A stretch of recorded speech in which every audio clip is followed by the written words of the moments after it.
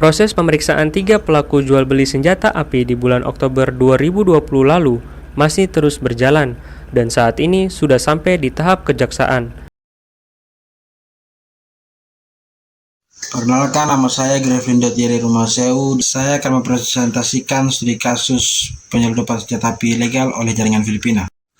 Pada tahun 2020, aparat polisi di Papua kembali mengungkap kasus jual beli senjata api ilegal jaringan internasional asal Filipina melalui Sangir, Sulawesi Utara. Setelah berhasil mengamankan seorang tersangka inisial MS dan 4 pucuk senjata api berbagai jenis beserta ratusan amunisi, demikian disampaikan Kapolda dan Wakapolda Papua dan Kabid Humas Polda Papua, Kombes Pol. Setelah refleksi kerja Polda Papua tahun 2020 di Polda Papua, sebelumnya Oktober 2020, aparat gabungan TNI Polri juga berhasil mengungkap kasus jual beli senjata api di Nabire yang diduga dipasok untuk kelompok Jaya. Kasus jual beli senjata api tersebut melibatkan 3 tersangka, masing-masing berinisial Bribka MJH, DC seorang aparatur sipil negara dan anggota Perbaki Nabire, serta FHS mantan anggota TNI AD. Dari hasil pengungkapan kasus tersebut, Polres Nabire mengamankan laras panjang jenis M16 dan M4. Kapolda mengatakan barang bukti yang berhasil diamankan masing-masing 1 pucuk senjata api.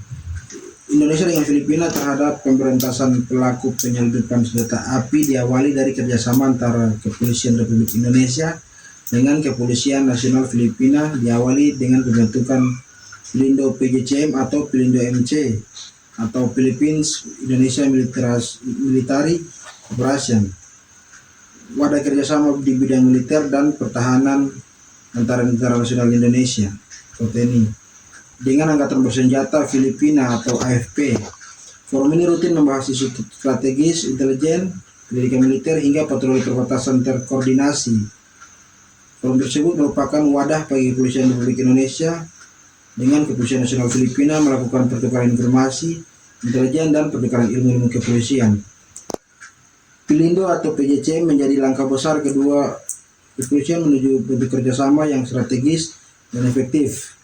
Melalui pertemuan-pertemuan formal pada Pelindo PJCM dan forum-forum lain, kedua kepolisian merencanakan beragam program bersama yang memberi keuntungan bagi kedua pihak.